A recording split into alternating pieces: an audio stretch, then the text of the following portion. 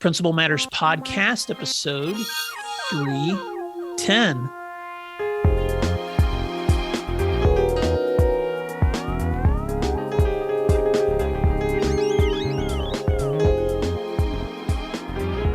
Hi, Principal Matters listeners. This is Will Parker, host of Principal Matters, the School Leaders Podcast, where each week we bring you inspiring, innovative, and imaginative ideas for your school leadership. This week, I'm joined by my co-host, Jen Schwanke, as we talk about questions from principal listeners. Jen Schwanke is what are you, Jen? You're like an assistant soup or deputy chief superintendent or something like that. I always forget what to call you, but Jen Schwanke is in Dublin, Ohio as an education leader, the author of 3 great books for school leaders.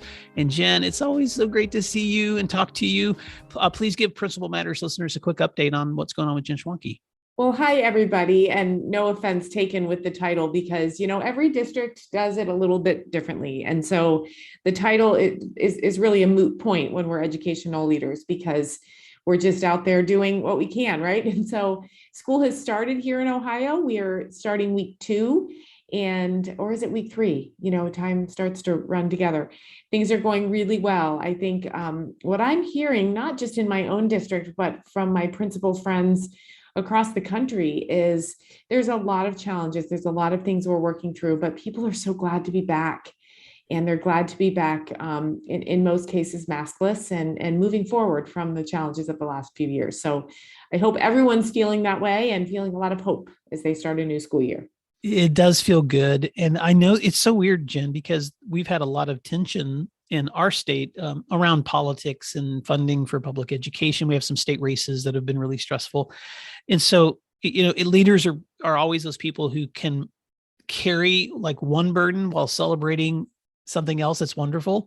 And so it's so interesting that leaders are still carrying all kinds of craziness that they do in their positions, but that joy is it's pretty tangible as I'm talking to leaders, just so excited to feel that sense of school almost like normal again. And I know right now someone's listening to us who's like, hey, we had to shut down school last week. Because right. I read of a school in my state just this morning that had to shut down for 30 teachers who had already had COVID in their small little community. So I know that those of you out there that might not be experiencing the easy start to school might not feel the same joy, but overall, I'm just hearing that over and over again from leaders, just the joy of having students back, of having teachers back, of having some sense of normalcy. And for leaders who started their careers like during the pandemic, this is a whole new joy because they're like, I'm not having to quarantine or figure out all these protocols, and I can just do school leadership and all the other things that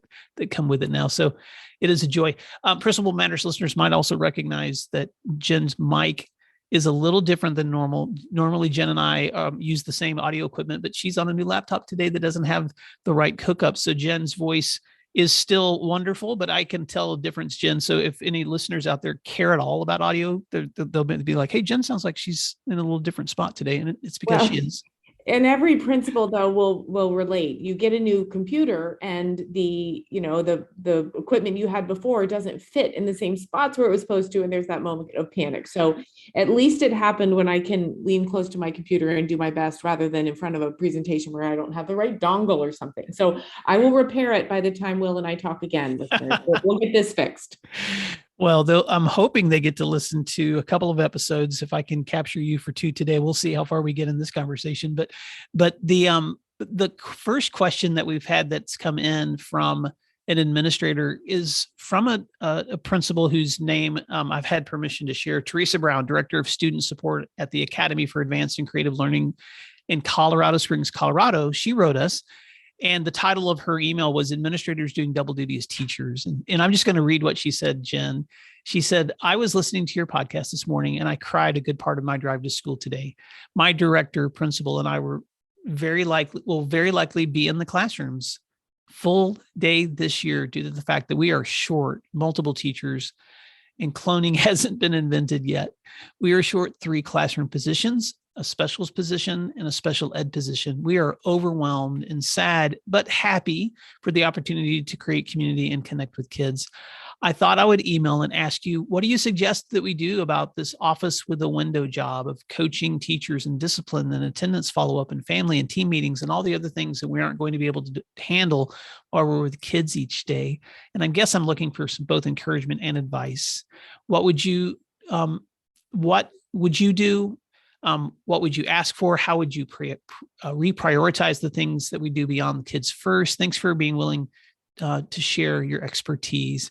Well, first of all, I just want to say to Teresa Brown, if you're listening, Teresa, our hearts go out to you because we know that you're not alone. There are schools all over the U.S. This morning, Jen, I was reading a piece, a White House press release that came out either yesterday or today, where they're announcing new ideas from the Department of Labor. They're announcing ideas on some new grants available, just trying to figure out solutions to teacher shortages. So I know that Teresa's not alone, but if you were sitting down with Teresa and having this conversation, Jen, what kind of feedback would you give her?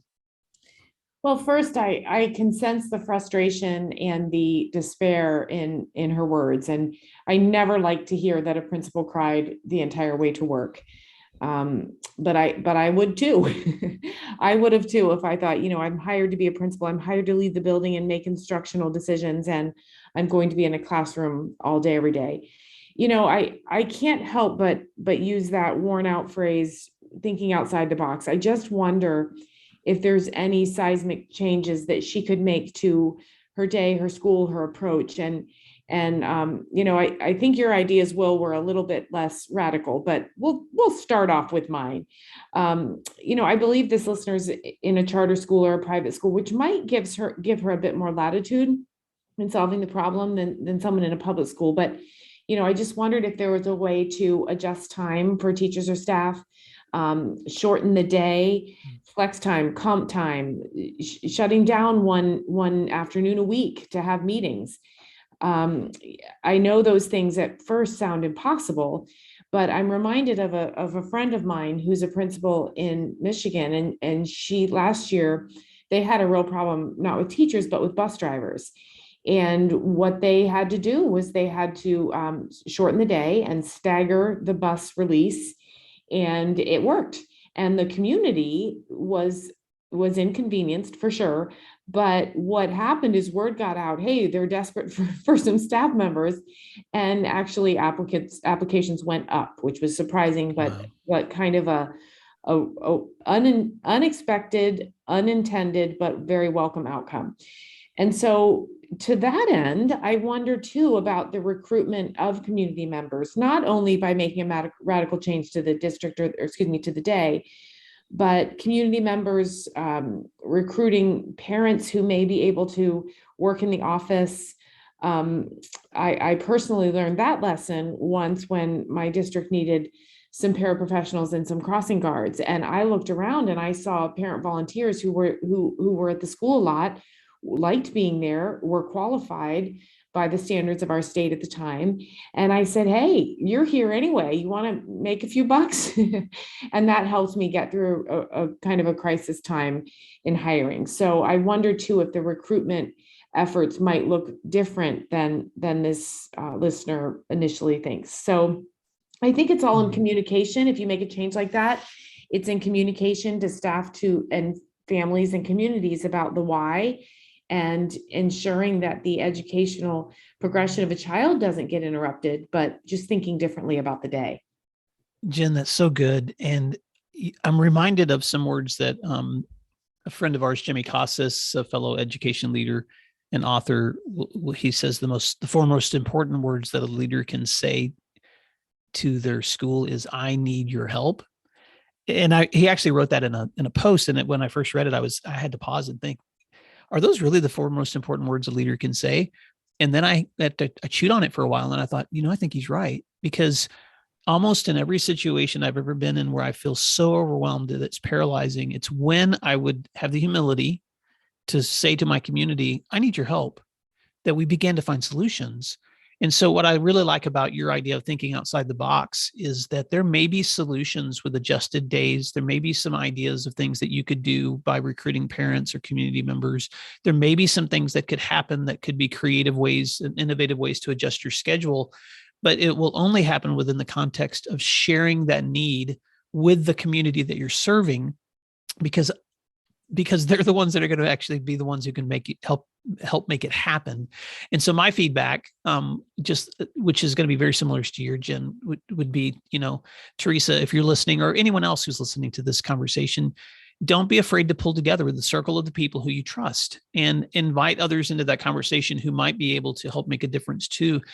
And admit, this is where we are. Can we brainstorm ideas together based on the task that we have right in front of us? And just that practice of brainstorming can often lead to such great solutions. I probably have told this story to you, Jen, and I probably told it a half a dozen times to the audience, but I'm just going to tell it again. But the year that I was transitioning from assistant to principal, my principal was retiring, and she told me right before school was out, Will, I'm going to show up for graduation, but other than that, you're on your own, because I'm going to use all my sick days and all my other days. And so you get to close out the school and hire your replacement. And it wasn't like any of that wasn't said vindictively. It's just this, she was just letting me know this is where we're heading. And she felt like I was ready. And I did not feel like I was ready. I was like, you got to be joking, that because I'd already been placed into her position for the coming year, but to replace my position, close out the year without her, do all the tasks that I normally did, and now the tasks that she would do as the head principal. But it was probably the best gift she could have given me, because it forced me to suddenly be so overwhelmed that the first thing I had to do was sit down with the staff and say, I need your help. And together we came up with the plans, the procedures, the lists, the ideas, the shared loads, all the things that needed to happen for us to get through that little season of stress that I was experiencing.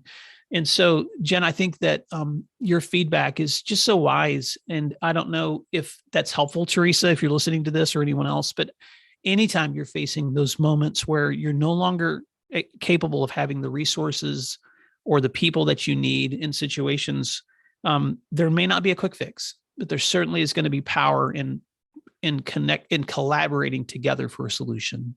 Well, and I agree with that. I think that, we all think individually that we have all the ideas, right? But we don't. And every time you add a human being to the conversation, you add a bunch of ideas to the solution. And when I think about Teresa, I think about what she's doing is exactly what she should do. A class needs covered. I got to go in there and cover the class. Mm-hmm. But that solution was only ever intended for principals for short spurts. A teacher has a dentist appointment, or a teacher gets ill and needs to go home. And many principals are faced with this exact same question Teresa asks here. Because we do have a shortage of teachers, many principals are saying, I'm in a class half a day. I'm in a class all week. How can I do that and do my other job? And so what I would encourage Teresa to say to her small group of trusted colleagues is, we have a solution. That's me going into this classroom. That's not a viable solution. For one thing, I can't cry the entire way to work every day. That's not a solution. And secondly, I have a job to do. And so principal coverage, again, it's meant for emergencies. It's not meant to get us through a school year. And so what can we do? Let's look for a Hail Mary here, something that nobody's thought of, some long pass down 100-yard line to get us a score. What is it that we can do? And so it might be recruiting, it might be adjusting the day, it might be reaching out in other ways to community and parents. Honestly, it might be combining classes. So you have one teacher of record planning the content, and you have aides supporting the delivery. It might mean release times. So say your English teachers, they have less to grade, but they have more to teach. It might be using special education services in a different way. But I like what you said, Will, about getting people together, because if people understand the problem well, then, and they understand the path toward the solution, they're more likely to get to the solution. And so if I may, I'll just give an example of how not to do it. How not to do it would be to get the trusted group together to come to solutions, have a staff meeting and say, okay, everybody, here's what the extra work you have to do. Mm-hmm. It's not that. It's getting them together and saying, okay, we have a problem. The current solution is not sustainable. What are some ways we can get there? Take all ideas and then start to listen to people say, oh, I could do that part. Or, who I think might be able to help us with that? Let's give them a call. Yeah. So, it takes a little longer, but it gets people to that place with a culture of, we're in this together, and we don't want our principal to go down with the ship. We need our principal to be here leading us, not teaching how to invert fractions. That's what we need. Well, Jen, I know that there's probably other listeners out there right now too who are just like we are. They're sitting here brainstorming ideas, or maybe there's someone listening who's actually been through this, who's facing something similar to this as well. I do want to celebrate Principal Matters listeners, Jen, because this month we've topped 800,000 downloads. I know, it's so now amazing. that's an all-time record. So thank you, Principal Matters listeners. When I checked earlier this week, we had an all-time downloads of 803,749. And so when I think about the number of principals listening in to these shows, that means that there's a lot of other ideas out there. And so you feel free to reach out to Jen or to me. If you want to email me at William D. Parker at I'm forgetting my email address, Jen. I know. If you want to email me at Will, if you want to email me at will@williamdparker.com, then please shoot me some ideas, and I would be glad to share those as well, or connect you with Teresa Brown in Colorado Springs, Colorado. So Teresa, thank you so much for that question. Jen, any other responses before I jump into question 2? No, I think we covered it. And best wishes to Teresa. Do not cry on the way to work every day. That's not healthy. Question 2 comes from Alex Short, who leads a Catholic school in DeSoto, Missouri. And he's a brand new principal. He said, I heard your 2 podcast episodes for first year principals, and that is me. You discussed reading Dr. Wong's book yearly, and I love that book. And that is driving my school PD for this year. Our school is in a major need for setting new procedures and classroom management skills. I'm just curious, any other tips or advice you have about using Dr. Wong's material? What are key procedures you established? I'm trying to develop a vision for our school, so any help would go along with that as well. And so, Jen, first of all, I want to say thank you to Alex for sending us that question. And I'll go first. Dr. Harry Wong's book, The First Years, is something that I mentioned in previous episodes that I would use as a new teacher. And I know it's dated. It's a book that's been around forever. And so if you read it, it's funny to look at the photos and to see the expectations that he was communicating when he wrote that book, probably in the late 1980s. But I can tell you this, that the processes and procedures that he encourages teachers to consider thinking through before kids come into classrooms was not only helpful for me as a teacher, but it was helpful for me as a principal, because I began to look at my school from that perspective of what are the processes and procedures school-wide that I need to think through before kids ever step in this building, before my teachers ever step in this building. And then how am I responsible as the school-wide leader, instructional leader, to set up my school to have expected procedures and processes that are communicated on the front end, practiced by us all, and then enforced with accountability because they've already been communicated. And so, Alex, when I was referencing Dr. Wong's book, obviously you could use that same material for your classroom teachers, but I would first apply that to myself, because the way you model those things is going to be important for your teachers to have a sense of how are you modeling the things that you're wanting to see them doing within their own classrooms. So if you're thinking about using his book as material for ongoing professional development with your own staff, obviously you could develop staff development or professional development based on his concepts and work. And there's a lot of his work that's still available online. I'm not sure if Dr. Wong presents any longer, but one suggestion would just be providing your staff with those resources and asking them to do some ongoing professional development themselves. Jen, I know you've done some professional development with your teachers too, where you ask them to participate in sharing their best practices. And so one of my suggestions would be that you think about not necessarily you leveraging to your teachers, this is the way I want your classrooms to run, but pulling your teachers together so that collaboratively you can share best practices and folks can begin to share what's working in their classrooms, allowing time for feedback for exceptional or experienced staff to share with other staff, allowing teachers to shadow one another. And if you have teachers with experience, thinking about letting them share with other teachers, or if your staff is inexperienced, thinking about taking a day where you could take your staff to another school that has strong processes and allowing them to shadow teachers in another place. Changes school-wide take time, and it takes time for buy-in, and it's worth doing that as a team rather than just as a top-down. So that's where I would start, Jen, with that response. What would you add to that? Well, I was pleased to see this question. I read Dr. Wong's book in 1998, and I have not read it since. So I'm glad it's still a cornerstone of the way many people prepare for a school year. And I think this question for principals is tricky because some people listening have a staff of 10, and some people listening have a staff of 200 and corresponding number of students. And so it's really hard to think in with one lens about how to prepare for a school year. And I agree with you, Will. I think, this would be a good tool for teachers, but also for principals. And when I think about preparing for a school year, I always chuckle at a big misstep I made where, and this isn't necessarily about preparing for a school year, but it was about preparing for something that was coming. And it was about fire drills. We had fire drills, and it's kind of least, it wasn't so much of a hassle if I had them every day at 10, right? And then I thought, okay, we better have it at 2. So I had 10 at 2, didn't interrupt lunch, didn't interrupt recess or specials or anything. Well, somebody said to me, boy, you should have a fire drill during lunch, right? And I said, no, of course not, it's fine. Well, guess what? One day, the circuit breaker blew and the motor on the oven went out during lunch, and we had to have a fire drill during lunch. And boy, did I wish I had planned for that. And so my takeaway in the context of this conversation for Alex is, don't just plan for best case scenario.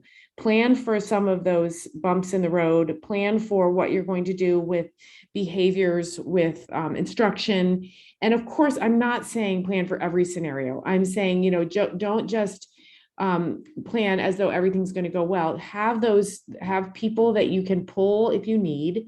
Rely on, if you're so blessed to have instructional coaches or behavioral experts, rely on those folks to be there if you need them. Again, you're not planning for every single scenario, but you're planning who you can reach out to if needed, and who your first phone call is, and you're planning who your experts are to help lead PD and support your teachers.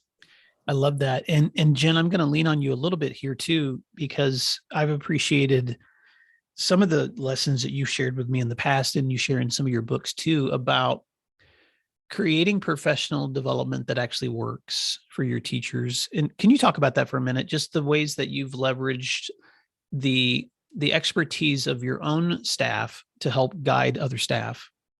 Right. I believe in that more than almost anything. I cannot be the one who knows everything. I don't know everything. As a matter of fact, I know a little about a lot of things. And so I have, before, when I was a principal, I had entire years where I never presented PD. I asked staff for topics. I asked them what they needed to know. And it wasn't necessarily about pedagogy related to instruction. It could be about behaviors. It could be about resource management. It could be about communication with parents, troubleshooting, tech. I asked, what do you want to know? And then I asked, hey, who's an expert in this area? I didn't identify those experts. I asked the people who self-identified as experts. And then I would say to them, hey, do you mind giving us 20 minutes, 30 minutes of your time? I'll release you to plan whatever you need to share with the staff. And then I found that I had so much teacher buy-in because it was their colleagues presenting it, and they knew this person was an expert in it. And guess what? There I was in the center of the staff, watching, listening, and learning too. And you always take away something new every time, not only as principal, but as the leader of a building.